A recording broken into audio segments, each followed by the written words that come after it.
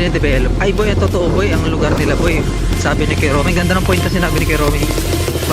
Yung lugar nila kaya Ansel, ideal siya na klase ng probinsya. Kasi malapit siya sa city. Baga balance siya eh.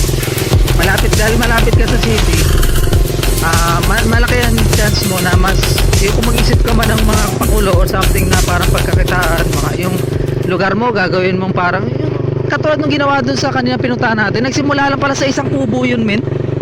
Yung pinuntahan natin kanina na view deck, isang kubo lang daw yun. Tapos ngayon meron ng kape Kalayo. Sabi ni Kuya Romy, ang ganda ng location nila nila Kuya Ansel. Dito pag mabagot ka talaga, gusto mo bang more, pwede naman. Kasi hindi naman malayo gaano eh. Oo. Ay, grabe mga trail nito. Wala. Sarap oh. Sabi dito, igaan yung project mo. Oo. Actually, probinsya sa amin, men. Pero hindi ganito ka-accessible. Ang probinsya kasi sa amin, Ben, 'di ba? Kaya lang siya accessible yung lugar namin tingnan kasi tabi kaming National Highway. Nagilid kasi, doon sila papanatira. Pero yung lupa kasi nila, bago mo akyatin, boy, hindi iwan mo ang motor mo. Sabi ko, kaya pag sinisip ko, okay naman do kasi parang sinasabi ni Kuya Ansel, yung kwento ni Kuya Ansel na tipid kasi may sariling tubig, ganun din naman namin sa amin halos. Yun nga lang yung kaibahan dahil yung location magkaiba. Kaya sabi ko, papipiliin ako patitirahin, dito ako titira eh. Mas piliin ko pala dito sa Quezon eh. Dito talaga. Mas ano yung lugar oh, yung sabi ko, ha? Ayun, ganda rito yung project.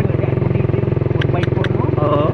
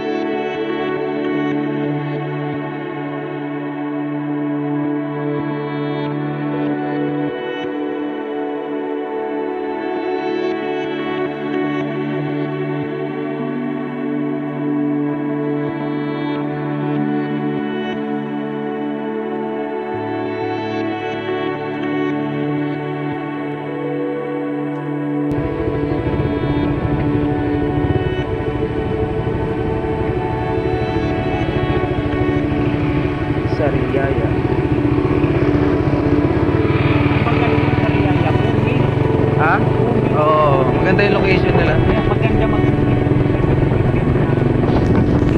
Kaya ito. Pero ilang 10 years dito. Ay, oo, totoo. Malaki ang rito. Lalo pa yung balak ay Nabuksan, no?